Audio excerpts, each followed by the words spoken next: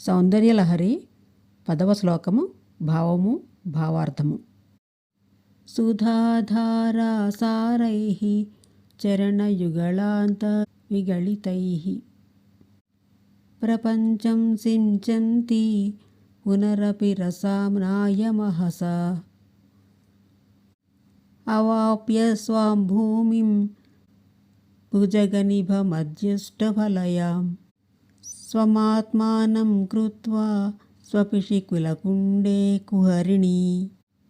జగజ్జనని చరణయుగళాంతర్విగళితైః చరణాంబుజముల జంది మధ్య నుండి స్రవించుచున్న సుధాధార సారైః అమృత ధారాపాతము చేత ప్రపంచము పంచతత్వ దేహమును ప్రేరేపించు నాడీమండల వ్యూహమును సించంతి తడుపుచున్న దానవై రసామ్నాయ మహస అమృతము యొక్క గుణాతిశయ రూపకాంతులు గల చంద్రుని నుండి స్వాంభూమిం స్వకీయమైన భూతత్వమునకు సంబంధించిన ఆధార చక్రమును పునరపి మరలా అవాప్య పొంది భుజగనిభం సర్పము వలె అధ్యుష్టవలయం అధిష్ఠింపబడిన కుండలాకారమైన దానినిగా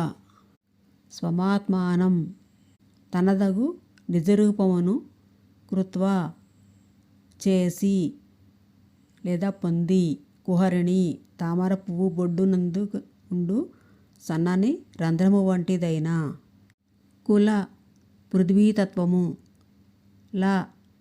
లయమునందు సుషుమ్నా మాలయందలి కుండే కమల కందరూపమైన చక్రమునందు స్వపిషి నిద్రింతువు.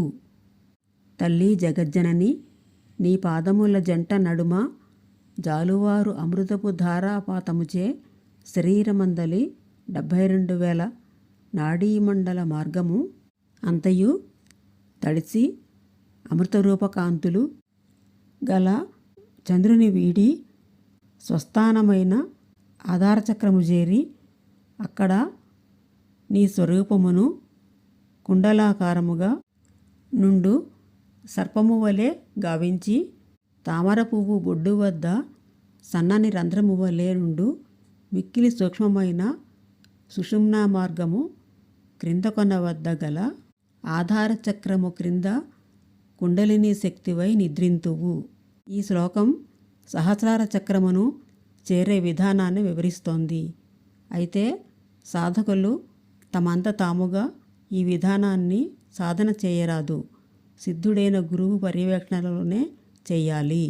దేవి యొక్క హస్తముల నుండి ఉద్భవించిన అమృతధార సాధకుని యొక్క 72,000 నాడులను ఆ అమృతంతో తడుపుచు సహస్రార చక్రాన్ని చేరి అక్కడ 3 చుట్లు సర్పాకారములో ఉంటుంది.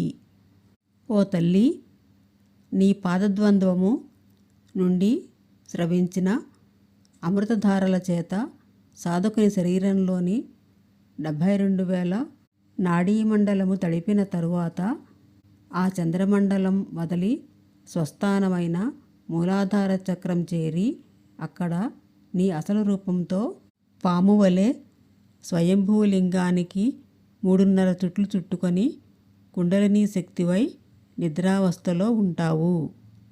మీ అభిప్రాయాలని కామెంట్ల రూపంలో తెలియజేయండి. ఇలాంటి మరిన్ని వీడియోల కోసం నా ఛానల్ని సబ్స్క్రైబ్ చేసుకోండి. నా ఛానల్లోని వీడియోలన్నీ మీకు కనిపిస్తాయి. ఈ వీడియో నచ్చితే లైక్ చేయండి, సబ్స్క్రైబ్ చేయండి, షేర్ చేయండి, కామెంట్ చేయండి.